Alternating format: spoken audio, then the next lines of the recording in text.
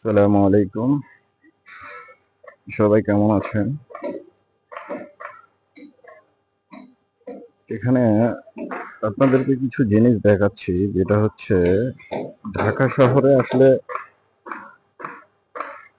4 গুণ্ঠ জায়গা আমার কাছে অনেক বড় মনে হয়। জায়গাটা বায়না করা হয়েছে,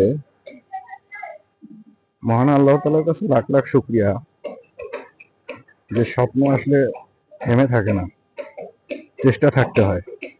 ঢাকার মধ্যে যদি এরকম 4 গুণ্ঠ জায়গা থাকে তাহলে আর কারো কিছু থাকে না, সে আসলে হ্যাপি, খুশি। তো সবাই দোয়া করবেন। আর এখানে কিছু কলার গাছ লাগানো আছে। আপাতত কাজ শুরু করব, দেরি আছে, যখন শুরু করব তখন আপনাদেরকে দেখাবো। স্বপ্ন গুলো যেন বাস্তবতা হয়, দোয়া করবেন সবাই।